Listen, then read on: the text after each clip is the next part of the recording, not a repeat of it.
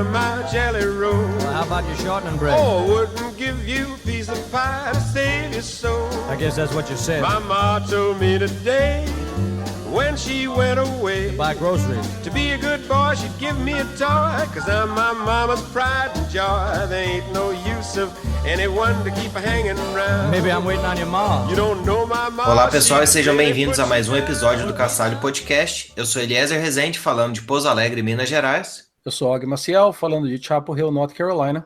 E eu sou o Bruno Rocha, falando aqui de Guarulhos, São Paulo. No episódio de hoje, nós daremos continuidade àquela série que a gente vem fazendo sobre produção e edição de conteúdo multimídia no Linux, né? Então a gente já falou um pouco sobre GIMP, sobre Inkscape, a gente ainda vai ter episódio falando sobre produção gráfica 3D, né, com Blender, e também vai ter episódio sobre edição de vídeo, né, com Linux, que é uma coisa bem bacana. Mas hoje a nossa atenção está voltada a um tema que eu acredito que é pouco falado, mas principalmente para a gente aqui que tem podcast, né, que produz conteúdo de áudio, é muito importante, que é a produção e edição de áudio, tanto musical quanto para a produção de podcast. E para falar sobre isso, né, a gente trouxe aí um convidado.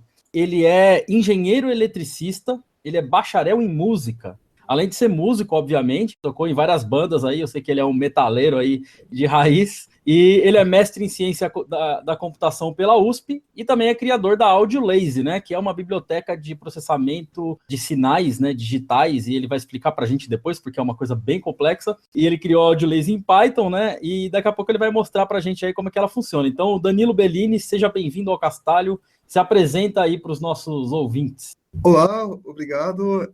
Eu não sei bem como me apresentar, eu já fui apresentado até com louvor, muito obrigado.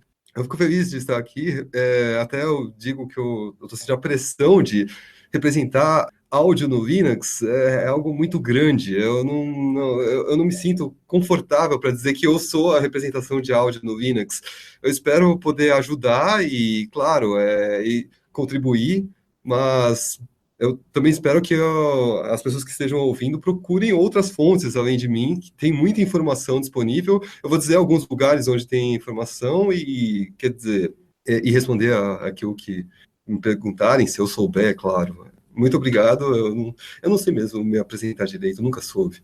Não, tá ótimo. Bom, antes aqui da gente começar com as perguntas, né, vamos aqui passar um pouco por alguns recados. Na semana passada a gente já comentou, mas para reforçar, né, a RubyConf ela vai ser novamente na FEComércio, nos dias 17 e 18 de novembro, e o primeiro lote de ingressos já está à venda. Vale lembrar que essa é a maior conferência brasileira de Ruby, e você pode ganhar um par de ingressos preenchendo o formulário de sorteio. Já vai estar aí no chat, e para quem está nos ouvindo aí no podcast, vai estar lá no show notes. Hoje, no final deste episódio, a gente já vai sortear 2 ingressos, ou seja, a gente tem 10 para sortear, então já vão ser 2 dos 10, e no próximo episódio vão ser mais 2, então se você ainda não preencheu, corre lá e preenche que você vai ter a chance aí de ganhar os cupons. Também temos um código de desconto, né? No caso, ele não vai funcionar agora, ele vai funcionar a partir do segundo lote, e com ele você tem direito a 30% de desconto. Então, se você não ganhar, você ainda continua a ter o benefício dos 30% de desconto. Já a gente cola aí para você o cupom, e vai estar lá no show notes também da mesma forma. O recado que eu tenho essa semana é para falar para vocês sobre a entrevista que nós vamos fazer na semana que vem com a convidada Mariata Uijawa. Ela é uma core developer do Python, que ela tem muitas contribuições na parte de documentação, principalmente na documentação oficial do Python, no Python Developers Guide, no Python Core Workflow e no python.org, o site. Ela também é uma das organizadoras dos grupos PyCascades e PyLadies Van, que é lá de Vancouver, e atualmente ela trabalha na Sony Pictures Imageworks. Então, se você tem alguma pergunta que você gostaria que perguntássemos a ela, por favor, nos envie sua pergunta pelo nosso Twitter, Facebook, ou até mesmo aqui comentários no castalho.info, e você dá uma clicadinha lá na agenda, você vai ver que está tudo já agendado para a semana que vem para falar com a Mariata Uijawa. Legal, também tem um recado rapidinho aqui que é a respeito do Grupal SP. O Grupal SP tem um evento bem legal que chama FS2W, que é o Full Stack to Web. E no dia 19 de agosto, esse workshop vai acontecer lá no Mackenzie, e eu vou estar lá de manhã dando um workshop sobre Flask, né? Vai ser algo bem simples, apenas 3 horas e meia, mais ou menos, ou umas 4 horas de conteúdo. É uma introdução a Flask para o pessoal que está interessado em conhecer o framework. Então, para quem está em São Paulo, é meetup.com/grupai-sp. Fica de olho lá que logo abrem aí as inscrições, né? Para o Full Stack to Web sobre Flask no dia 19 de agosto. Isso aí. Bom, já que foram os recados, né, vamos começar aqui com as perguntas para o Danilo. Então, para começar, Danilo, conta pra gente como é que surgiu o seu interesse aí, mexer com áudio, como que você começou a trabalhar com edição e produção de áudio, seja ele usando Linux ou não. Uma pergunta bem abrangente. Eu novamente, não sei responder essas coisas direito, mas eu tive um interesse por música, pelo lado da música mesmo, de querer aprender a tocar, e eu precisava de algumas ferramentas de software. De início, eu procurei ferramentas no que eu encontrava na internet, não eram nem ferramentas, de início era tablaturas numa página HTML estática, um arquivo TXT, dizendo que era para tocar, e com o passar do tempo, eu comecei a querer usar algo para eu mesmo gravar o que eu estava tocando, ou algum segmento de alguma coisa, várias atividades diferentes. Eu não sei delimitar todas, mas eu tive muito interesse realmente na parte de composição, escrita de músicas, a escrita mesmo, até mais análise, eu diria, do que o áudio, mas para muitas coisas eu precisei usar o áudio. Em algum instante eu comecei a querer, como desenvolvedor, querer fazer joguinhos e outras coisas mais que poderiam ter sons, e eu falei, como é que eu faço para pôr som?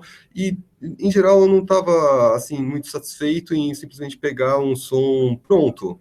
Você tem repositórios de som, pega o Free Sounds, por exemplo, você vai lá, faz o cadastro e consegue pegar um monte de sons em Creative Commons para poder fazer o que você quiser com eles. É bem legal fazer, tem até meus lá, uns 4 que eu coloquei, que são poucos. Tem gente que colocou, assim, um repositório inteiro de gente pegando um instrumento indiano e batucando ele cada vez com intensidade diferente, gravando em áudios separados, cada um deles, para alguém fazer uma análise ou usar para o que for.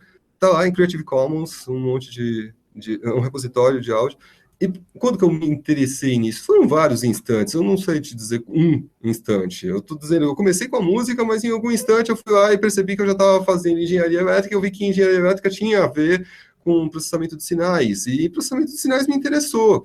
Daí eu comecei o mestrado querendo resolver um problema, e quando eu quis resolver esse problema, que era originalmente de transcrição de áudio, eu queria gerar as minhas tablaturas lá para tocar guitarra, que eu estava falando no início, a partir do áudio, e fazer isso é bem difícil.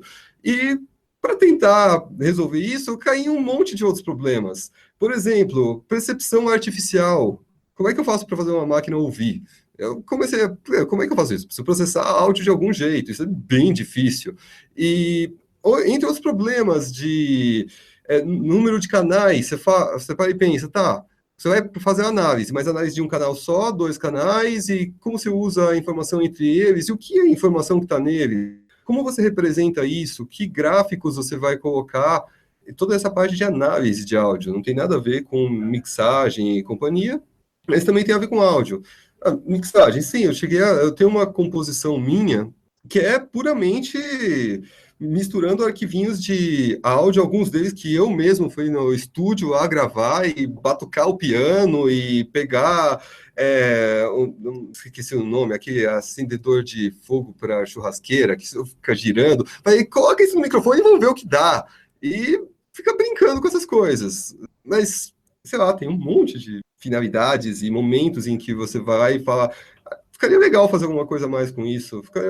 Um dia aprendi uma linguagem de programação de áudio, que eu estava fazendo um curso com o professor Chris Schaff de Stanford, que veio na ECA para ministrar um curso de 3 dias sobre a linguagem Chuck. E eu falei, vamos usar isso, né? Chegou no fim do segundo dia, eu falei, isso é bem legal. E no terceiro dia eu já cheguei com um exemplo que eu improvisava uns acordes, fazendo a condução das vozes de um jeito que eu falei, essa condução parece legal, algoritmicamente ficou bem simples para ele gerar. E na hora foi legal porque ele no sorteio, uma seed, né, o aleatório, ele pegou uma cadência de engano. E a expressão do professor, quando ouviu o acorde final com a cadência de engano, foi bem assim, foi legal. Ele aparentemente gostou da ideia. Bacana, então é tipo um Hermeto Pascoal do software, via o Hermeto Pascoal digital, né? Experimentações com barulhos e coisas diferentes, utilizando esse lado mais voltado para a tecnologia. Bem legal. Eu estou muito curioso para ouvir depois essa sua criação aí. Eu mando sim o arquivo assim que possível. É um arquivo Wave, foi totalmente.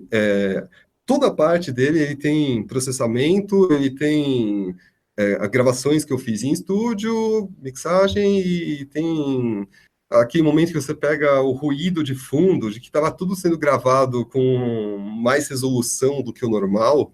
Aí você aproveita e fala, o que acontece então se eu tentar amplificar essa coisa que normalmente ninguém escutaria? Foi legal. Bacana. E fala pra gente aí, além dessa experiência, desse experimento que você fez aí, quais foram alguns dos tipos de projetos ou trabalhos de áudio que você já executou e quais foram os softwares de áudio que você utilizou, principalmente se você utilizou eles no Linux? Pode falar pra gente um pouquinho? Posso. Teve vários instantes, principalmente durante a graduação em música, porque a graduação em música exigia uma enorme quantidade de trabalhinhos. A maior parte deles não eram trabalhos realmente de áudio, eram trabalhos de música em que envolvia notação musical. Porém, eu tive disciplinas também voltadas ao áudio. Música eletroacústica 1 e 2, a disciplina acústica mesmo 1 e 2. Foram todos os momentos em que eu tentei maximizar a quantidade de informação técnica que eu podia usar, afinal de contas eu já tinha formação em engenharia elétrica, então por que não aproveitar uma coisa e misturar com a outra? Mas não foram os únicos instantes em que eu mexi com áudio. Teve um game, uma vez, que eu peguei, era de um projeto, era um TCC de um amigo que era de audiovisual, ele queria fazer um game e falou, cara, eu tô precisando de alguém para fazer a trilha musical do game. Eu fui lá e fiz a trilha musical desse game. Novamente, foi muito mais um trabalho de composição, de escrita de uma partitura mesmo, até bem tradicional para o que ele queria. Era um game steampunk, então ele queria algo que fosse com uma sonoridade um pouco mais quase romântica, mas não tanto. Ele queria pegar o período que não fosse um período de música eletrônica. Então, a maior parte dos casos, mesmo assim, são de trabalhos acadêmicos. Sobre as ferramentas que você perguntou, eu usei ferramentas DAWs, por exemplo, o Ardour, usei uma vez com uma banda, para algo mais sério, né? Mas tem casos, brincadeiras, não conta. Para brincadeiras, tem umas ferramentas aí que são bem 1 milhão de vezes que eu abro e, enfim, não serve para nada, mas é divertido às vezes. Você tem a Audacity. A Audacity é uma dessas que eu perdi a conta, porque eu uso ela o tempo todo. Ela não é uma coisa... É aquele momento que você fala, como é que eu faço? Audacity, acabou. Não, esquece. Abre aquilo lá e aquilo resolve. Até mesmo música, eu cheguei a escrever música... composição musical por recortes, ao estilo bem Pierre Schaeffer da coisa. Eu cheguei a escrever música desse jeito usando Audacity. Eu diria até para vocês, eu não recomendo que vocês façam o Ardour. O Ardour é muito mais bonitinho para fazer esse tipo de coisa. Mas se vocês quiserem, o Audacity permite você fazer isso. Ele permite você mixar as coisas e tudo mais. Isso não é a coisa mais legal do mundo para encaixar. E se você quer arrastar um bloco para um lado e para o canto... Quer dizer, eu não sei hoje como é que tá para mixar, porque já faz um tempinho que eu não uso para isso. A partir do momento em que eu fiz uma vez e eu vi que era difícil, não fiz mais nele. Eu cheguei a usar ferramentas que não são software livre. Eu conheço outras pessoas que fazem isso, porém no Linux. Eu estava conversando, por exemplo, com o Raul, que fez o AVX, sei lá qual é o nome, como pronuncia, AVIX é o nome. É uma distro Linux voltada para multimídia. Ele próprio diz que ele usa, já está tudo tonado no AVX para ele, o Reaper. O Reaper é uma DAW comercial que ele roda no Wine. E eu perguntei, cara, isso funciona bem em tempo real e tal, conectando jack com o ASIO pro Wine? Ele falou, cara, é meu ganha-pão. Eu falei, perfeito, então, legal. essa ferramenta funciona, não tenho a menor dúvida. Eu já tenho o Adobe Audition, que eu cheguei a usar também. Alguns mais antigos que eu acho que não vale muito a pena citar, porque já são obsoletos. Eu já ouvi falar bastante do LMMS, inclusive eu já instalei ele e dei uma usada nesse LMMS, mas para dizer a verdade, eu não sei se ele é um controlador MIDI ou se ele é um editor. Você conhece esse software? Já chegou a usar? Eu não cheguei a usar. O Raul também me comentou sobre o LMMS, que ele usa para composições eletrônicas. Como ele é muito mais voltado para a música eletrônica, eu tenho, digamos, minhas próprias ferramentas para fazer esse tipo de coisa. Mas sim, é muito útil. Eu usava, por exemplo, o Hydrogen, que é um outro também software livre, que nem o LMMS, para esse fim. Como não usei os dois, eu não vou dizer qual é melhor, porque seria uma mentira. Esse Hydrogen aí, eu lembro dele. Ele é um negócio que tem umas baterias, né? Tipo, parece uma bateria eletrônica. Você fica batendo lá, tipo, se você tiver uma tela touch, é mó legal que você fica batendo nos negocinhos, parece que você tá tocando bateria na tela. Você coloca o loop lá, se você quiser, do jeito que você quiser, e você fica editando o loop para fazer brincar de DJ. Não só brincar, pode fazer coisa séria como DJ usando o Hydrogen, né? E é feito com esse intuito. Aliás, a maior parte das ferramentas de software existentes no Linux são feitas com esse intuito de fazer coisas sérias. E tem muita coisa. O maior problema é o excesso de coisas. As pessoas não sabem quantas coisas existem. Bem isso. Olha só, aqui no chat o Geisler falou pra gente que o LMMS é para trabalhar com MIDI e que ele é o equivalente ao Fruit Loops, também, que é um outro nome aí que eu já ouvi falar bastante. Assim, eu nunca usei o Fruit Loops, então não posso comparar também. Bacana você falando aí, né, do cara usando o Reaper pelo Wine, me fez lembrar, uns 11 anos atrás, eu jogava aquele World of Warcraft pelo Wine no Linux, que era assim, foi uma aventura tremenda para baixar todas as bibliotecas e compilar tudo bonitinho, ainda no Gentoo Linux. Então, nossa, viajei aqui, voltei 11 anos no passado. Eu tenho uma pergunta para você, mas eu lembrei de outra coisa, que é o seguinte, você estava falando aí, né? Não usa o Audacity, é melhor o Ardour para poder fazer esse tipo de edição. E a gente usa o Audacity para a edição deste podcast, né? Então, o pessoal que está assistindo aqui ao vivo, lembrete, nós fazemos as gravações ao vivo pelo YouTube nas quartas, hoje é uma exceção da regra, geralmente é nas quarta-feiras, e na segunda-feira a gente publica o áudio para todo mundo acompanhar o podcast. Mas a gente usa o Audacity. Qual seria, se você pudesse comparar, eu não sei se você sabe ou não, mas tem um learning curve, assim, qual que tem o maior learning curve para você usar, fazer edição de áudio? Seria o Audacity ou o Ardour, na sua opinião? Então, eu não sei se eu não fui claro, mas eu nunca xingaria, nunca ofenderia o Audacity de forma alguma. É o que eu uso sempre para fazer edição. E para edição ele é excelente, não tenho o que criticar. Porém, para mixagem, ele é difícil de usar. É só isso. Você pode usar ele para mixagem, porque ele tem os recursos para isso.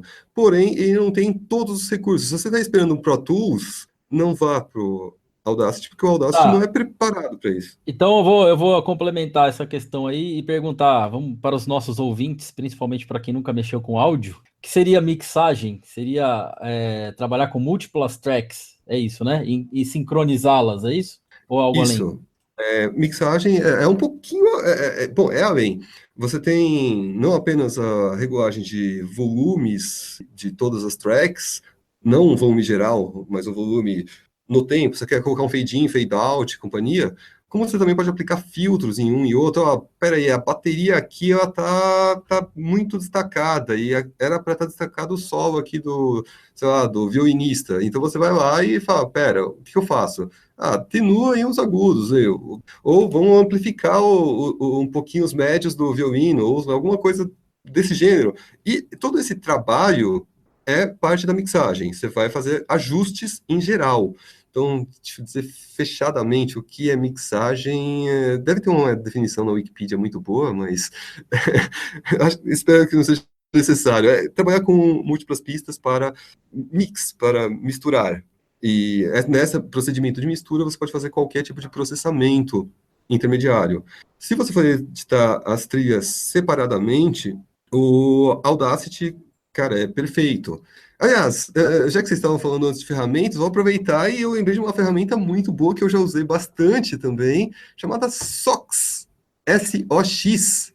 Ele é uma ferramenta linha de comando para mexer com áudio. Também livre, e vocês deem uma olhada, que é muito legal. Vocês falam, eu quero dar um play aqui nesse arquivo Wave. Vocês vão lá e usam o play do SOX.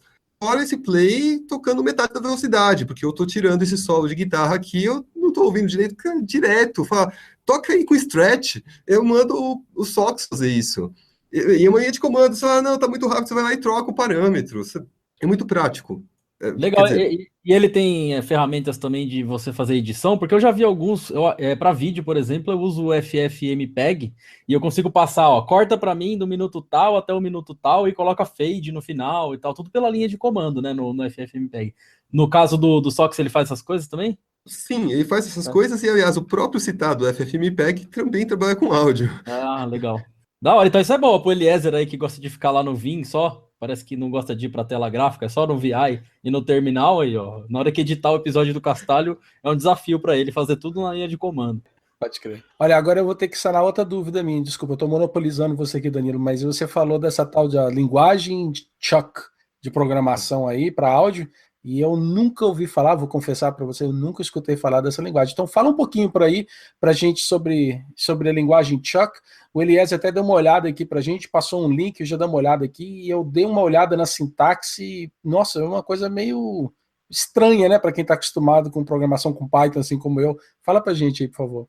Bom, aqui eu poderia te dar não só uma explicaçãozinha sobre o Chuck, mas sobre todas as linguagens de programação de áudio, o que significa uma linguagem de programação de áudio, o que é o lendário C-Sound, o que é o Pure Data, que muita gente usa, eu usei para trabalho acadêmico muito.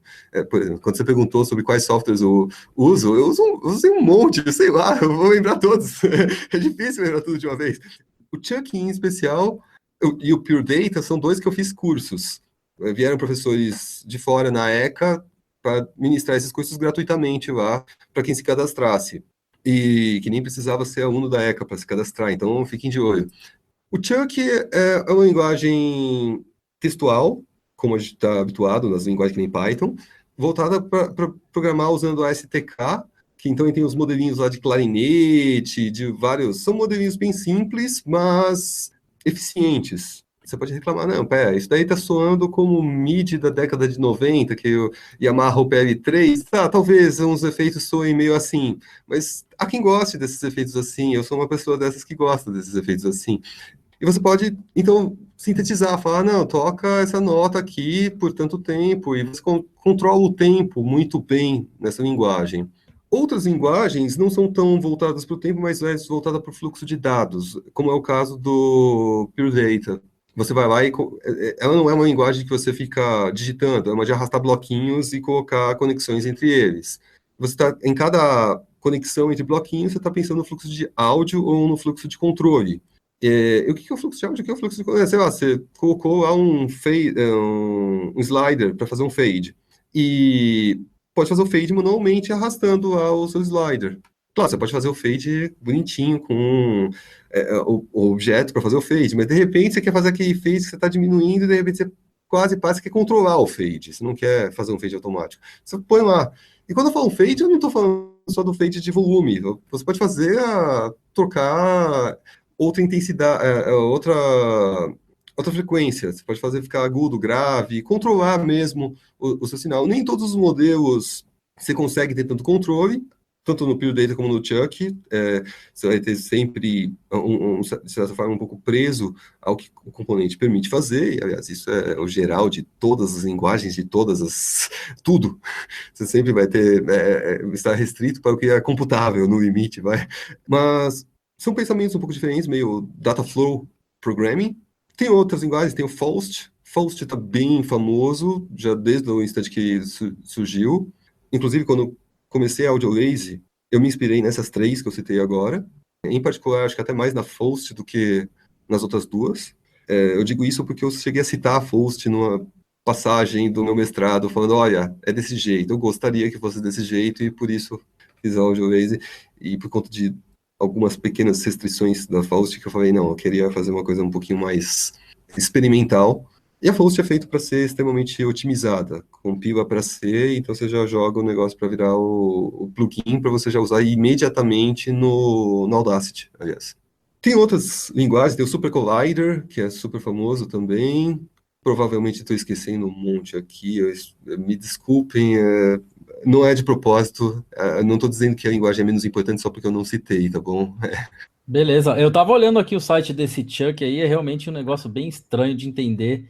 Tava tentando, eu vi que tem umas coisas que são comuns, né? Tem while, tem for, tem umas coisas que a gente entende, mas a hora que começa a entrar em umas coisas específicas fica bem difícil. Mas vamos lá, eu tenho uma outra pergunta agora para você a respeito de áudio no Linux, que é o seguinte. Eu não sei se você já teve experiência com um trabalho de áudio em software proprietário, né? Lá no bom e velho Windows ou no Mac. Mas aí eu queria que você falasse para a gente, assim, quais são as vantagens do Linux e quais são as desvantagens dele, comparando com esses softwares aí que tem para o mundo proprietário, né? Tem alguma coisa que seja realmente marcante de vantagem ou de desvantagem? Bom, você tem sempre a maior vantagem é você ter um controle de tudo. No Linux, você não tem a menor dúvida que você tem um controle de tudo. Se você sente que você não está no controle de alguma coisa usando puramente software livre, provavelmente você não está procurando a informação no lugar certo, ou você deveria reclamar com alguém que começou a colocar algo e não documentou a direito, e talvez se fosse você a documentação vai falar, olha, manda pull request que as pessoas ficam felizes. Nós, desenvolvedores de software open source, gostamos de receber pull requests, principalmente pull requests construtivos, que trazem algo que a gente estava querendo fazer, mas nunca teve tempo para fazer. E, às vezes, documentação é uma dessas coisas. Vantagens e desvantagens. Sim, eu cheguei a mexer com áudio no Windows, não me envergonho. Também não acho que seja algo para se envergonhar, você usou isso ou aquilo, é só uma questão de, às vezes você não tem alternativa, e em particular para editores de partitura, algum tempo atrás, não existiam softwares como o Dynamo ou MuseScore que existem hoje, e eu dependia de softwares para o Windows, que inclusive rodavam no Wine. Depois que comecei a rodar no Wine, aí eu não precisei mais. Até vale citar, existe um deles que não é de partitura, o famoso Guitar Pro, que fizeram a versão para Linux, que, para quem quiser, é muito mais barato do que os editores de partitura enfim, proprietários. No Windows, você tem o ASIO, que é para fazer algo em tempo real, você vai passar por cima da API de áudio do Windows e criaram esse driver, o ASIO, que faz isso, basicamente. Você vai usar uma outra API para áudio, e claro, você vai precisar ter softwares que sejam feitos para usar o ASIO. Se você tem um software lá pronto que tem áudio, mas ele não é feito para o ASIO, você não vai usar com ASIO. Ponto. A menos que tenha alguma coisa que eu nunca tenha visto. Se alguém souber, depois me avisem, seria bom eu saber. Você estava falando aí do software de partitura, me lembrou de uma coisa assim da infância. Eu não sei se a galera já viu, mas tinha uns pianos antigamente, eu não sei se ainda existe. Piano, assim, bem simples, assim, daqueles pequenininhos portáteis, que você colocava uma partitura nele e ele tocava sozinho. A partitura era feita como cartão perfurado, sabe? E aí você colocava a partitura ia descendo assim no negócio, e aí o piano ficava tocando a música sozinho. Aí você falou do partitura, me lembrou desse negócio aí. O nome disso é pianola, e isso Pianola. existe há um bom tempo. Vem os piano rolls, os rolos. Antigamente eram rolos, né? Agora cartão perfurado, e agora nem cartão perfurado, é arquivo MIDI mesmo. Agora só os Mac, né? Eu espero que tenha Linux também, porque eu já vi uns caras em banda, assim, em show ao vivo, que colocam uns Macs lá para automatizar, como se tivesse um solo, um duelo ali de piano. Um dia eu fiz essa pergunta para o pessoal. Eu fiz parte do grupo de computação musical no IME, enquanto eu fazia o mestrado, e eu perguntei sobre por que tinha gente lá usando Mac. Eu perguntei por que você está usando Mac e o que você vê de vantagem? Exatamente a pergunta que você me fez. Então, eu pessoalmente não sou um adepto do Mac. Claro, eu não vou hostilizar ninguém por usar Mac, muito pelo contrário, mas eu pessoalmente não vejo vantagens no Mac, mas o que me foi dito sobre a vantagem é que é muito mais prático para uma pessoa leiga fazer sincronização de múltiplos canais com hardwares específicos para áudio profissional, porque eles já têm algo preparado para a pessoa pluga, acabou, segue 2 instruções que estão no manual e foi. Eu vou aproveitar e incluir uma outra coisa que estava aqui na pauta para eu te perguntar, já que você falou. É o seguinte, você falou que o Mac é mais prático, né? Quando a gente começa a usar Linux, né? Quem que instalar qualquer Linux aí, Fedora, Debian, qualquer um deles, alguma hora, se você for mexer com uma placa de som, você vai ser perguntado, alça mixer ou pulse áudio? E aí você fala, what the fuck, o que eu faço? Eu escolho qual? Né? O que eu ativo aqui nesse negócio? Então, explica aí pra gente, qual a diferença desses 2 negócios aí? Acho que isso dá uma discussão em tanto. Isso daí dá para aprofundar muito. Bom, depois você me volta então no tópico anterior, porque eu vou me perder agora do anterior. Vou falar sobre alça e pulse áudio e tudo mais que tem. Existem pelo menos 2 lugares diferentes para se tratar do áudio. Você tem uma placa de áudio no computador, seja ela on-board, seja ela que é a sua placa profissional que você comprou para plugar via USB, seja um adaptador para você plugar a sua mesa de som direto no computador, ou o que for. Essa sua placa precisa de um driver para o Linux poder acessar. E quem faz essa comunicação do driver, quem tem isso daí com o kernel do Linux, é o ALSA. ALSA é isso. O núcleo do ALSA é fazer a comunicação com drivers para as suas placas de áudio. Então, se você vai comprar uma placa de áudio super específica, a única coisa que você precisa estar preocupado para usar no Linux é verificar se o ALSA tem suporte para sua placa. E eu não lembro de ocorrências de placas que não tinham esse suporte, então todas as que eu comprei, até coisas tipo, eu tenho isso daqui super antigo, da Behringer, é uma placa que veio com a minha mesa de som, funciona nativamente com alça. Eu tenho isso daqui que eu comprei te juro, de um camelô. Isso daqui é um cabo para plugar na guitarra USB. Eu não faço a menor ideia de que é a marca, que não tem marca, isso aqui é aquelas coisas chinesas, mas isso aqui é uma placa de áudio.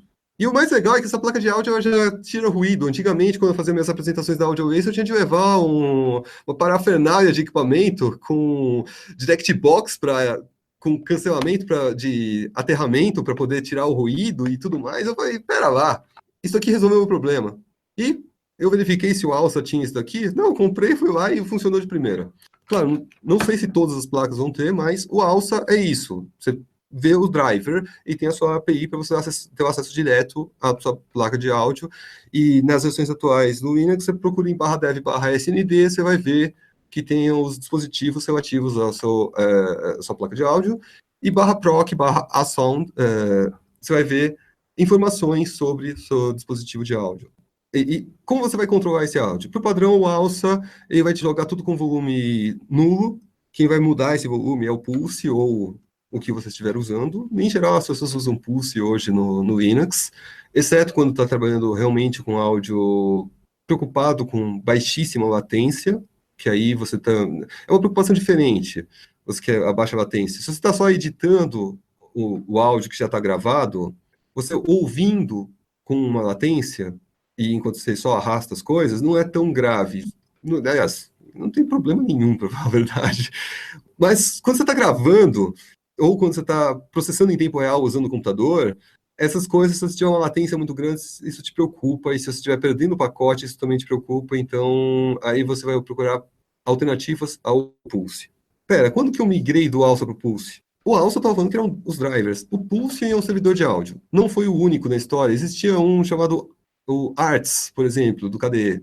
O Enlightenment tinha um também, acho que eSound era o nome.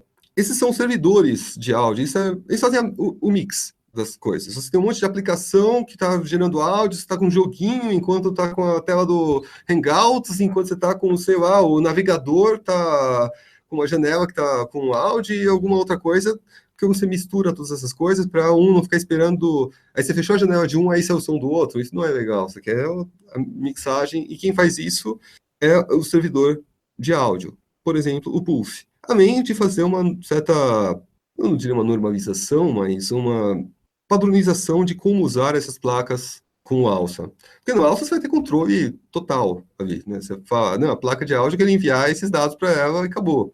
E não só placa de áudio, né? Eu estou falando de áudio, mas inclua MIDI em tudo isso que eu estou falando, porque MIDI também conta. Então, essa é a primeira grande diferença. Você vai ter o alça, vai ter a sua parte que roda como sistema, no kernel, e você vai ter o Pulse sendo aquela coisa que faz a sua servidor de áudio para mandar para esses drivers o sinal dos seus aplicativos. E eu pulei aqui ainda, até meio um pouco estrategicamente, o jack, porque o jack ele é o que a maior parte das pessoas que trabalham com áudio profissionalmente em Linux utiliza, por conta do fato de ser preparado para baixa latência. O jack são dois jacks, você tem o jack 1 e o jack 2, que não são uma continuação um do outro. O jack 1 é um projeto feito em C, o jack 2 é um projeto feito em C++, da mesma API. A maior parte das pessoas, pelo que me parece, estão usando o jack 2. Eu não tenho tanta certeza disso, mas até com stars no GitHub, você sabe que o 2 parece ter mais adeptos do que o 1, mas um tem vantagens com relação ao outro, não vale a pena citar todas elas aqui, isso é fácil de achar no próprio GitHub, no próprio... Se você entrar na wiki do Arch, por exemplo, do Arch Linux, você entra lá no wiki, tem uma página sobre o jack, sobre som, vai ter essas informações lá naquele wiki, que, aliás, não importa qual distro você usa, entre no wiki do Arch Linux, porque o wiki do Arch Linux é super rico. Só ignora a parte que fala desse pacotinho específico, porque o pacotinho vai ser diferente para sua distro, mas as configurações estão lá, a explicação de como funciona, e não é o único canal, se você quiser, tem no Reddit, tem o Quora, tem vários lugares que você pode fazer suas perguntas sobre Linux, sobre áudio, sobre o que for. O Jack, como que ele faz essa parte do tempo real? Aí vai ser um pouquinho mais chatinho de configurar. Não tanto, existe um troço chamado Key Jack Control, que hoje já está um pouco antigo, mas que ainda funciona, que é para você ter uma interfacezinha gráfica para trocar, para configurar iniciar o jack, terminar o jack, quero trocar, quantas amostras por vez você quer jogar para a placa de áudio? Então ele cria um buffer com esse seu tamanho de amostras, preencheu essas amostras e joga para a placa de áudio, preencheu, joga. E existem dois jeitos, um que é o blocking e o por callbacks, na verdade, isso é não do jack, né? O jack vai ser sempre um só. Mas você ainda tem o conceito do buffer, mesmo assim, e você pode trocar esse tamanho. Se tiver 256 amostras, você faz até a conta. Essa conta é aquela conta de regra de 3 de ensino médio. Você vê qual é a taxa de amostragem do seu áudio. É 44.100 ou é 48.000 Hz? Ou você tem áudio de alta resolução, 96.000 Hz, ou você tem 192.000 Hz. Se você tiver mais de 192, você já não está mais falando de áudio, você já está você está coletando ultrassom, sei lá para quê. Você pode configurar essas coisas. Eu falei do Key Jack Control, mas hoje as pessoas estão usando um chamado Cadence. Cadence não é bem um sucessor do Key Jack Control, eu acho que é um sucessor mais do Pat Bay, que era um outro também, para fazer conexões. Eu diria isso porque eu lembro do Pat Bay com a maneira gráfica da coisa e tem algumas coisas que me lembraram. Mas é um conjunto de aplicações criadas para uma distro específica para áudio, Linux, uma outra distro. Existem várias distros, né? Tem o Ubuntu Studio, tem o Avix do Raul que eu falei, tem inúmeras aí. Eu falei do Avix mais porque eu conversei com o criador do Avix e o cara foi super solícito, virou e tirou todas as minhas dúvidas pelo Facebook e falou, cara, você fala aí, até me explicou o que ele faz, então se você tiver interesse, cola aí numa pessoa que está fazendo as coisas no Linux e pergunta para ele, porque na pior das hipóteses você vai falar, cara, eu estou sem tempo, não vai rolar de responder isso agora, mas a gente tenta ajudar quem está interessado. Voltando só ao tópico, Jack para baixa latência, você configura tudo, e o Cadence é a interface gráfica para você chamar o jack que está sendo utilizado. O motivo dele estar sendo utilizado agora é justamente que quando você usa o jack, você interrompe o alça. Você fala, ele pega a sua placa e diz, a placa é minha. O jack faz isso. A placa é minha, você não vai usar ela para nada mais. E aí você está lá, sei lá, tudo feliz, fazendo as coisas com áudio, e saiu algum som no seu navegador, você nem percebeu. Na hora que você desligou o jack, aí todos os sons de uma vez que o Pulse bufferizou. E para evitar isso, o Cadence já tem lá a maneira... Claro, você precisa instalar as coisas, são específicas para cada distro, o pacotinho para unir jack, pulse e alça, mas o Cadence está lá com a parte que faz a conexão. Aqui o que tentou conectar com a alça conecta ao jack, e aqui o que tentou se conectar, aqui o que foi enviado para o pulse vá para o jack. Esse caminho até há pouco tempo atrás era algo que as pessoas diziam super avançado, porque era mais natural as pessoas querem fazer o contrário, tentar conectar o jack ao pulse, que quebrava exatamente com o objetivo do jack, que era diminuir a latência. Mas agora está mais prático para você fazer essas conexões. Até quando eu apresentei no TDC AudioWays, eu estava usando o Cadence, eu precisei lá na hora trocar a placa de áudio, eu estava com essa mesma que eu mostrei para plugar a guitarra, e eu estava com o microfone do computador, que eu queria uma hora usar um, outra, porque o microfone do computador ia captar a minha flauta doce na hora, e eu precisava ligar a guitarra depois pelo cabo, então eu precisei mesmo fechar o servidor do jack e abrir de novo, porque você configura quem vai ser a porta que você está usando para entrada e saída. Aí, voltando àquele tema sobre qual é melhor e qual é pior quais as vantagens e desvantagens, aliás, do Linux e outros sistemas operacionais. Uma vantagem do Linux, você vai ter muito controle. Uma desvantagem associada a isso é que se você tiver 3 placas de áudio, eu pelo menos não sei como que eu faria para conectar as 3 ao mesmo tempo usando o jack. Eu ia usar uma por vez para o duplex, para entrada e saída simultâneas. Aí você pega a entrada de um, saída do outro. Se você quiser usar mais de uma saída ao mesmo tempo, mais de uma entrada, eu já não sei o que eu faria exatamente. Você falando desse assunto aí me fez lembrar o seguinte, é que no episódio número 100 que nós fizemos, alguns de nossos convidados foram o pessoal do Dev na Estrada, né, o podcast Dev na Estrada, e eles estavam mostrando lá pra gente, né, que a gente estava olhando um vídeo dele, eles estavam com uma mesa, assim, muito bacana. A minha dúvida é, tipo assim, se você tá no Linux e você tem uma mesa dessas de som e tal, bem dessas complicadas, imagina assim, o top of the line que você pode comprar e tal, o que você precisa no Linux para você pegar uma mesa dessa e conectar? Você está falando aí, né, eu vou conectar, vou usar o jack, vou usar qual servidor de áudio que eu vou usar, como é que eu vou conectar e tal. Como é que alguém hoje em dia compra uma mesa dessas novas aí e conecta tudo no Linux? O importante é funcionar com alça. O jack está no mesmo nível do pulse, mesmo nível, e é um servidor de áudio. Ele vai fazer a mixagem para você. Se você tiver o driver, se funciona com o alça, se você consegue usar em qualquer aplicação para jogar lá, você vai funcionar em todas, porque vai estar conectado. Seriam umas outras coisas que eu não cheguei a citar, ainda retomando talvez um pouco a pergunta anterior, que é mais para quem está programando. Porque às vezes quem está programando está querendo fazer algo que funcione em todas. Funcione com jack, funcione com o pulse áudio, funcione com o alça direto, funcione com o ASIO no Windows, funcione com o SNDIO no Mac, funcione com o que for.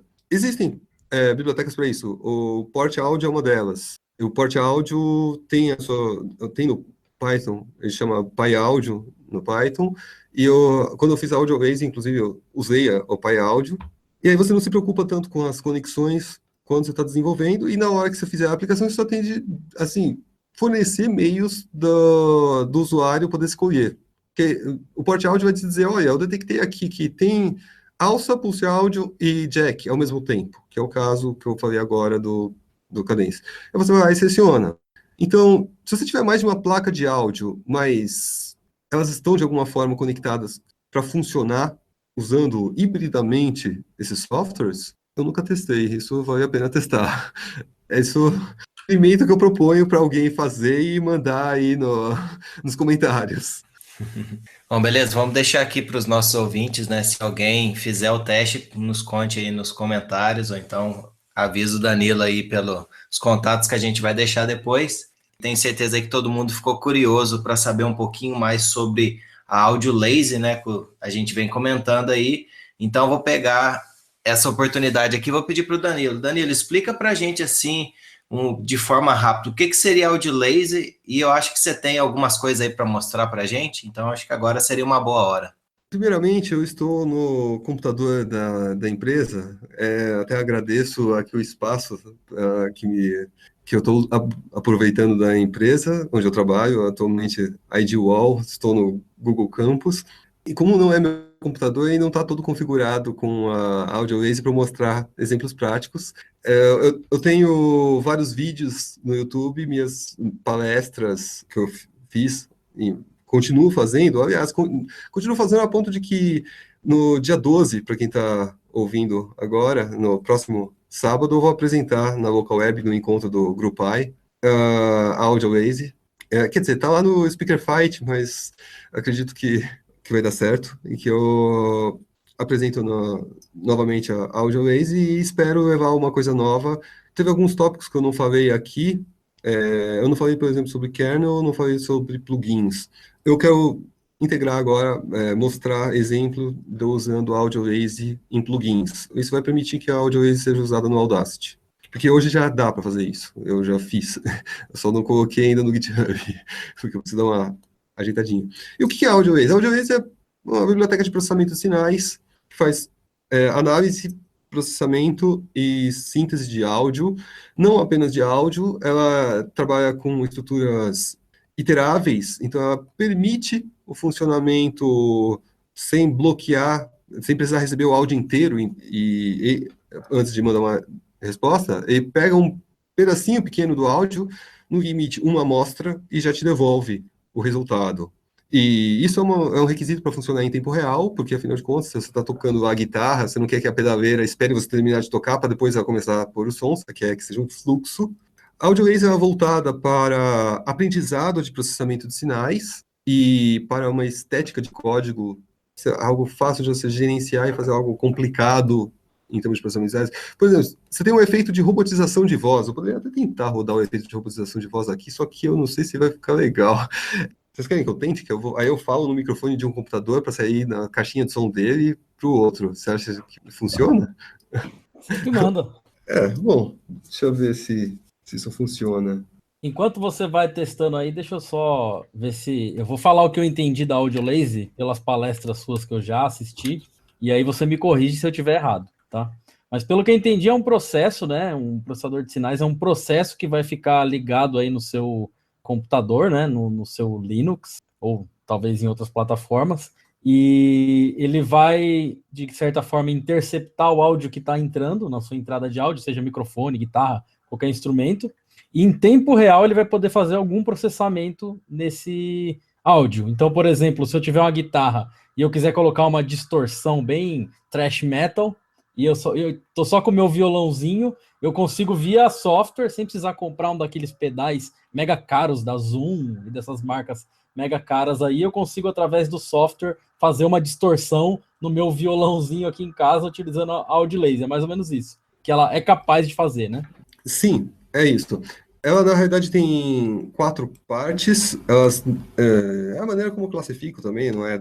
A organização dela tem muitos módulos. Ela tem análise, ferramentas de análise de sinais. Tem ferramentas de síntese de áudio. Síntese é o estilo... Tem menos ferramentas que o Chuck. O Chuck tem um modelo de clarinete pronto. Eu tenho mais coisas, tipo, eu tenho a senoide, tem ruído branco, tem a DSR, tem um monte de coisinhas prontas lá. Mas dá para você fazer síntese FM, super simples, tem exemplo lá. Você arrasta uma telinha e aí faz o som da síntese FM. Tem... que mais? Eu falei processamento, síntese, análise. Tem uma parte de psicoacústica. Tem modelos de psicoacústica implementados lá, porque na minha pesquisa, lembra que eu falei sobre audição artificial? Eu tinha uma preocupação muito grande em ver modelos de psicoacústica por conta disso. Modelos, até, se possível, mais internos do que a psicoacústica, algo que fosse psicologia mesmo, de como a gente Daria processa. para, por exemplo, fazer um detector de mentiras, o cara falando no microfone lá, dando um depoimento, e aí você analisa ali o áudio dele e define com machine learning se o cara tá mentindo ou não, alguma coisa assim. Não, isso daí é bem complicado, Se alguém fizer, não apenas poste o comentário aí, mas a divulgação tem que ser bem mais ampla, tem que ser uma coisa, poste o artigo científico, enfim, alta divulgação, isso daí é difícil de fazer. Eu nem sei, tem alguma solução pronta para alguma coisa desse tipo? Eu não sei, eu tô falando porque eu já vi em filme, né? Eu já vi em série lá, que o cara pluga uma máquina ali, né? O detector de mentiras, e o cara dá o depoimento no microfone e a máquina apita. Olha, você tá mentindo pela sua voz, eu tô detectando que você tá mentindo. Então, tem algumas séries aí, filmes aí que eu já vi isso. Mas deve ser só ficção, né? Ah, deve ser. Bom, talvez, não sei, o pessoal de forense talvez tenha alguma informação que eu não tenha. Eu não sei o que são padrões de áudio de quem tá mentindo. Talvez existam, dá para fazer um teste aí com dados, vão ser mais dados do que hipos. Na AudioWave tem muitos exemplos lá prontos, se vocês procurarem no YouTube vai ter vídeos, aliás, é bom acho que colocar uns links aí de conteúdo. E quem estiver interessado aparece no sábado no encontro do Grupai, ou entre em contato, tenta usar, é software livre, é GPL a AudioLazy, tá tudo lá disponível. Eu fico triste de não ter conseguido colocar aqui para rodar. Eu tentei aqui rodar o Robotize enquanto você estava fazendo a descrição. Funciona aqui perfeitamente bem, só que como a caixinha de som do computador não ajuda, eu não vou conseguir fazer algo muito melhor do que rodar um exemplo de síntese como este, talvez.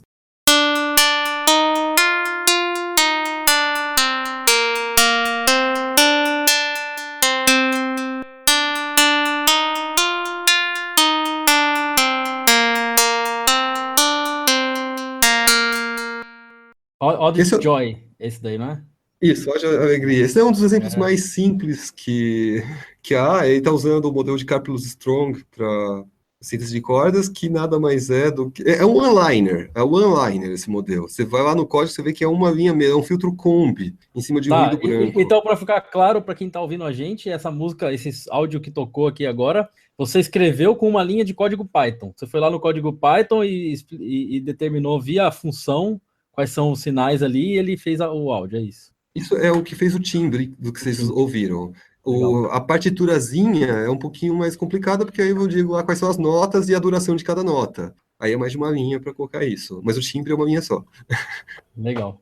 Ah, bacana. Depois, então, se você puder, compartilha com a gente esse código, né? Tanto Já tá. o online com a partitura. Já tem algum link aqui? Deixa eu ver. O OneLiner faz parte do código da própria AudioLazy, tá lá. É só procurar Karplus Strong, que é o nome do modelo de síntese que tá lá. E o exemplo que eu toquei é o Audit to Joy, que tá no diretóriozinho Examples do próprio projeto, que é GPL. Tá tudo lá já. Ah, bacana. Pô, então salvou bastante tempo aqui. Obrigado pela. Nós vamos pegar depois essa informação, vamos compartilhar no show notes para o pessoal que quiser brincar um pouquinho, né, com a sua biblioteca, o AudioLazy, e quem sabe até mesmo contribuir. Então acho que agora chegou na parte que eu mais gosto de todos os episódios, que é o Top 5. Então eu adoro essa parte porque nos permite, além de... Agora que a gente já, né, fez um monte de pergunta e está sabendo bastante assim sobre o tópico, né, de áudio no Linux e coisas assim, agora é saber um pouco mais sobre a sua pessoa. Então, com o Top 5, nós gostaríamos de saber, e todo mundo que sabe, que me conhece, sabe que eu adoro o livro, eu gostaria de saber o que é o seu Top 5 de leitura, tá? E vale tudo. Gibi, livro, o que for, material de leitura. O que você tem no seu top 5? Eu não consigo dar uma resposta rápida para isso. Eu tenho de pensar qual é o meu top Não, 5 de leitura. pode pensar. Pode ser livro técnico, pode ser livro de ficção, pode ser gibi, blog. Eu acho que o Wikipedia tá no top 5. Eu acho não, esse eu tenho certeza. O Wikipedia tá no top 5.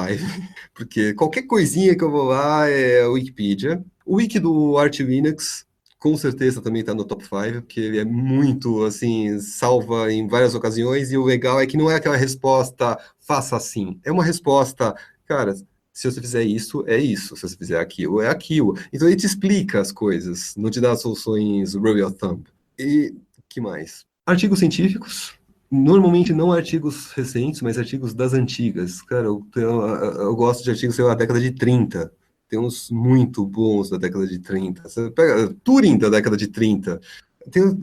A década de 50 também tem algumas coisas legais. O outro do Turing, o Computer Machinery and Intelligence. Artigos científicos das áreas, principalmente... de várias áreas, não sei dizer nem principalmente. Eu costumo ler coisas técnicas, mas eu, às vezes leio sobre uma linguagem de programação em específico, sobre uma técnica em específico, sobre um procedimento estatístico, sobre um resultado em processamento de sinais, sobre computação, sobre psicologia, sobre, às vezes, sei lá, sobre até geopolítica, depende da ocasião. Sobre artes, porque eu fiz um curso de artes, tenho de ler sobre o assunto.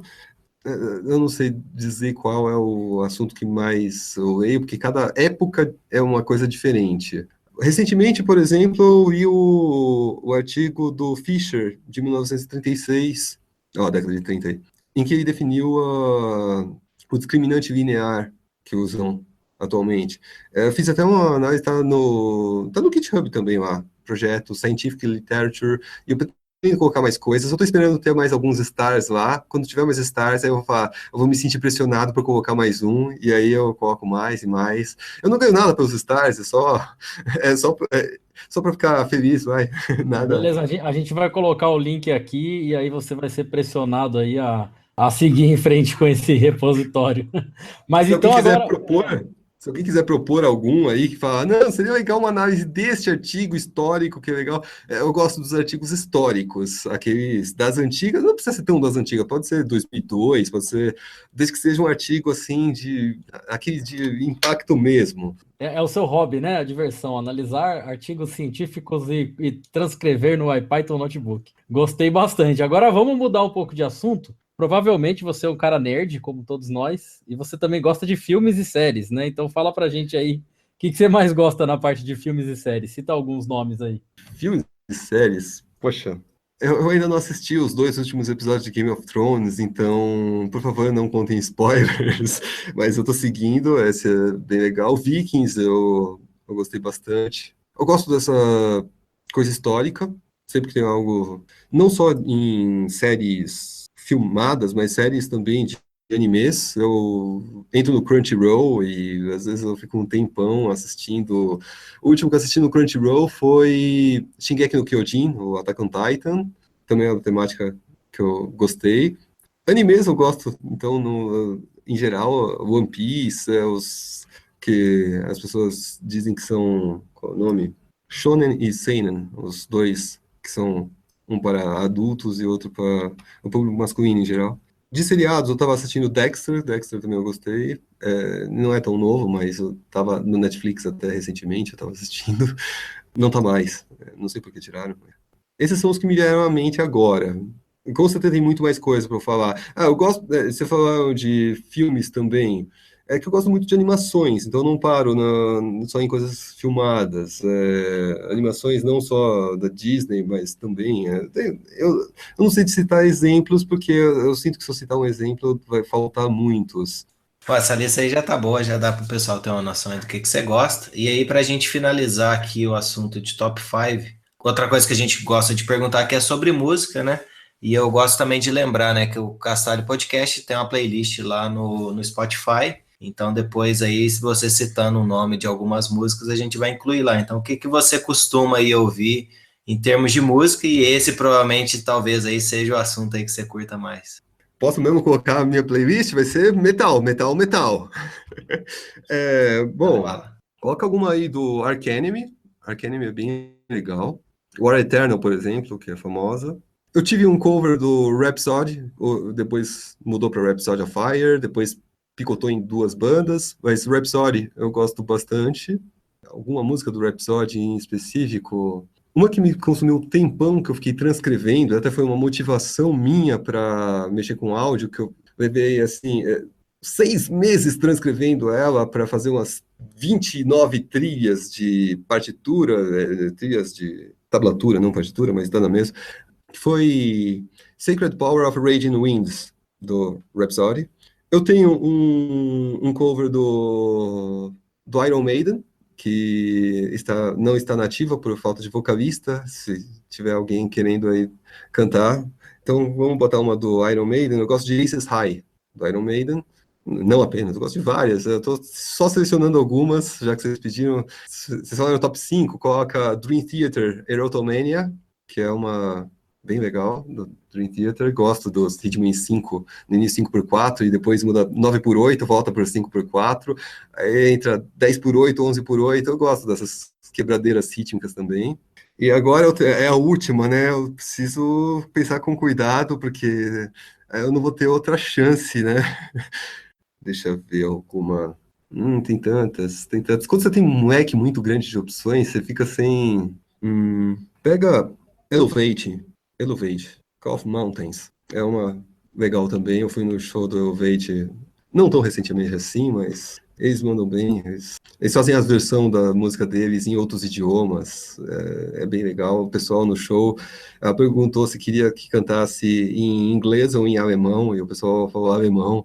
Mas como ninguém estava conseguindo cantar durante o show em alemão, porque não sabia a letra, no meio da música ela mudou para inglês, aí todo mundo começou a cantar junto. Foi interessante. Legal, muito boa essa playlist, hein? Gostei. Eu colocaria Queen of the Dark Horizons ali no episódio. Gosto pra caramba desse álbum aí. É o Reign of a Thousand Flames, né? Under the Reign of a Thousand Flames. Muito bom. Legal. A própria música Reign of a Thousand Flames é bem legal. E o melhor de tudo são os clipes, né? Que são ridículos. Aquela produção horrível. Vale a pena assistir, porque os clipes do episódio estão entre os piores clipes do mundo, assim. É ridículo. Assistam que vocês vão dar risada. Agora a gente vai para a parte do sorteio. Vou sortear 2 números entre 2 e 13. Número 11 e o número 2, tá? Então, o número 2, que é o Carlos HB. E o outro é o número 11. O número 11 é o Matheus Pellegrini, que também vai ganhar aí o ingresso da RubyConf. E, obviamente, a gente vai tirar o nome deles daqui, né? No próximo eles não vão poder concorrer de novo. Então, continue preenchendo aí o nosso formulário, porque ainda vamos sortear mais alguns pares de ingresso aí para a RubyConf, né? Então, não perca a oportunidade de ganhar. Bom, eu queria agradecer aí a todo mundo que nos acompanhou aqui ao vivo, né? Infelizmente, a gente já está aí com mais de 1 hora. O papo rendeu bastante, foi muito bacana, mas para a gente tentar manter aqui o episódio aí por volta de 1 hora, a gente vai ter que terminar. Quem sabe a gente volta no futuro aí com o Danilo para a gente continuar aí falando. Tivemos algumas perguntas aqui que a gente queria ter feito, mas gostaria de pedir a todos, né, que se você não está inscrito ainda no nosso canal do YouTube, que você se inscreva, que com isso você vai ter as notificações de sempre que a gente for fazer a gravação ao vivo. Então você pode ir lá e participar e mandar pergunta, como o pessoal fez aqui hoje. Temos também a página no Facebook, temos o Twitter, então não esqueça lá de nos seguir para que você fique sempre informado a respeito aí dos nossos sorteios, dos nossos próximos episódios e dos nossos próximos entrevistados. E agora, por último, temos que agradecer ao nosso convidado, Danilo. Então, cara, muito obrigado. Eu sei que você estava ocupado aí, você achou um tempo para poder responder tudo quanto é pergunta que nós tivemos aqui. E olha que tinha muito mais, nós já que tivemos que cortar um pouco a pauta, tá? Porque senão a gente ia ficar mais, sei lá, pelo menos mais 1 hora garantido para a gente poder conversar ainda e sanar todas as dúvidas. Mas eu agradeço realmente de coração, em nome de nós 3 aqui, por você ter participado. E agora eu deixo para você um espaço para você fazer o seu jabá e falar um pouquinho aí sobre o que você faz e o que você quer fazer e para onde que o pessoal manda cerveja. Primeiro, eu agradeço a oportunidade de poder falar na Castalho. Para onde mandar a cerveja, eu não sei, faz uma festa, distribui com várias pessoas, eu não preciso ficar com muita cerveja. Se me der uma latinha de Coca-Cola, eu tô feliz. Se for um suco também, não tem problema. Eu também, se quiser me dar uma caipirinha, eu tô aceitando também, só não posso dirigir depois. A caipirinha custa mais caro a cerveja, né? Eu tô cobrando mais no final das contas. Quem quiser saber mais sobre o que eu faço, procura eu no GitHub. Aquilo que eu tento fazer com software livre, eu tento colocar lá. Eu tenho o meu Bitbucket também, mas eu não coloco tanta coisa lá. Às vezes eu coloco mais, sei lá, teve um bug report que eu fiz, que eu coloquei lá um bug report que mereceu um projeto no Bitbucket. Você vê o nível do tamanho da coisa. Eu coloquei lá porque eu precisei fazer um Dockerfile, eu coloquei o Dockerfile lá. E não era um Dockerfile, era um monte. Eu falei, isso é mais do que um Gist. Tem meu Gist também no próprio GitHub. Eu tenho um Pastebin, que eu não atualizo há muito tempo, mas o principal mesmo, resumidamente, é o GitHub. Eu coloco lá AudioLazy, que é um dos meus... É o meu maior projeto, que é o processamento de sinais, que a gente já conversou. Tem o 12, que é um outro projeto meu, que eu fiz para os Coding Dojos daqui de São Paulo. Existe uma comunidade de Coding Dojo de São Paulo, quem tiver interessado, é só digitar Eu vou falar de mais de um grupo de e-mails, então é só groups.google.com/group, no singular aí, o nome do grupo. E aí, vocês pedem para entrar, quem tiver interessado. Existe um grupo de dojos de São Paulo, que é dojo_sp. Esse grupo de dojos, a gente está tentando voltar a fazer dojos, se tiver espaço e disponibilidade e tal, a gente faz dojos. Eu chamei o último que teve e eu espero conseguir chamar de novo. Eu gosto de dojos, eu conheci Python por conta de um Coding Dojo, então eu devo aos Coding Dojos muito do que eu sou hoje, e eu espero que outras pessoas também conheçam esses softwares, essa comunidade a partir do Coding Dojo. O 12 foi feito para auxiliar Coding Dojos, é um semáforo gráfico para fazer desenvolvimento orientado a testes. Então ele vai lá e fica observando se você alterou o arquivo para chamar o semáforo e mudar de verde para vermelho se está passando nos testes. E isso faz sentido no Coding Dojo. Se você não sabe o que é Dojo, procure na internet que isso vai ter a informação muito fácil. Estou participando de um outro grupo no Garoa Hacker Club. Tem toda quarta-feira à noite, às 7h15, 7h30, começa o encontro de Data Science do Garoa, em que, inclusive, vocês estão convidados, se estiverem aqui em São Paulo, a aparecer lá, os ouvintes também, claro, é por isso que eu estou falando isso. Cada vez a gente tenta falar sobre um tópico diferente, em que os próprios membros ali falam normalmente sobre uma técnica, um artigo, alguma coisa mais, ao mesmo tempo tentando ser prático, mas sem perder a sustentação matemática, ter que ser consciente do que está fazendo. Entra lá, o grupo também do Google, chamado Garoa 95. Garoa 95. Se você não sabe por que 95, poste no grupo. Por que 95? E eu vou responder, ou alguém lá do grupo vai responder. Basicamente, esse é o jabá. Eu queria falar dessas comunidades. Eu participei da comunidade Python, porque tem os encontros. Eu já falei antes de você fornecer o espaço, já fui invadindo. Falei, não, vamos lá, do evento que vai ter no sábado, do Grupo AI. O Bruno falou no início do evento no dia 19, e participem desses eventos. Estarei lá na Local Web dia 12, falando sobre AudioWays e assistindo as demais palestras. Vocês vão ver eu com a guitarra, processamento em tempo real lá. Os exemplos que eu não pude mostrar aqui estarão lá. Valeu. Então, olha aqui, rapidinho. Olha só. Primeiro, você acha que é a primeira pessoa em mais de 6 anos de podcast que eu entrevistei que usa o Bitbucket, tá? Eu pensei que ninguém mais usava o Bitbucket, então achei isso bem interessante. Tá, vocês não entrevistaram o JS ainda? Não. Não. Tá. Não. Bom, eu usava o Bitbucket também para trabalho, não só... porque o Bitbucket tem repositório privado gratuito, e por conta disso eu fiz a conta lá. Eu precisei fazer um repositório privado para mandar... Sabe quando a empresa pede para você fazer um teste e põe num repositório Git na internet para mandar para eles? É para esse tipo de coisa. Eu usava o Bitbucket no meu trabalho anterior, porque a gente mexia com Python e a gente então queria um sistema de controle de versão que fosse escrito em Python também. Então, quando eu entrei lá, era Bitbucket para tudo, mas eu ainda uso ele justamente pelo motivo que você mencionou. Mas você usava o Mercurial, né? O HG. Usava o Mercurial. Agora o Bitbucket tem suporte a Git também, né? Então, o pessoal acaba usando mais o Git. Pode crer. Mas na época era Python ou Death, então era tudo Python lá onde eu trabalhava, então era bem bacana isso. Segunda coisa que eu vou falar para vocês é que, graças ao Eliezer, o tio Eliezer, eu tenho adesivos do Castalho, então se você mora nos Estados Unidos ou na Europa, você quer receber um adesivo, por favor, entre em contato comigo, manda mensagem, pode ser pelo Twitter, pode ser por e-mail, pode ser para onde você quiser, manda um pull request para um dos meus projetos aí no GitHub, o Bruno tá mostrando aqui para vocês aqui, lá e o Danilo também tem um sticker já, o adesivo, então entre em contato comigo e de repente no dia 19, o evento do Bruno, vai lá procurar ele, escuta a palestra dele sobre Flask e de repente ganha um adesivo, se ele ainda tiver algum, tá? Então são os 3 adesivos. Tem ainda? Então, pronto, tá fechado. Se me procurar, você vai ganhar, inclusive, adesivo da Red Hat, ó. Tem aqui adesivo da Red Hat também, que eu vou levar, então, quem quiser, ó, vai ter adesivo da Red Hat Developers, vai ter adesivo do Castalho, vai ter do Wildfly, para quem trabalha com Java, ó. Tem um monte aqui que eu trouxe lá do escritório da Red Hat e vou distribuir pra galera. Então pronto. Então é para vocês que estão aí com a gente esse tempo todo, muitíssimo obrigado e até o próximo episódio na semana que vem, que vai ser gravado na quarta-feira, horário normal, 8 da noite, com a Mariata Uijawa. Então, até mais e um abraço.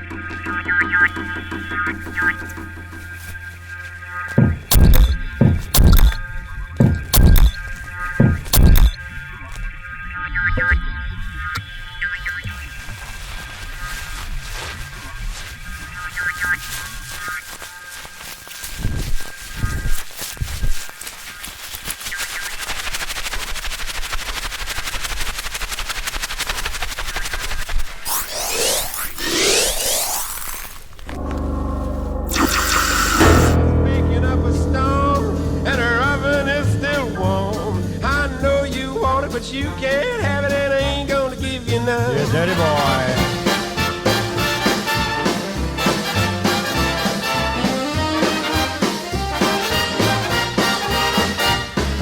I ain't gonna give nobody none of my jelly Oh, rolls. such a stingy chap.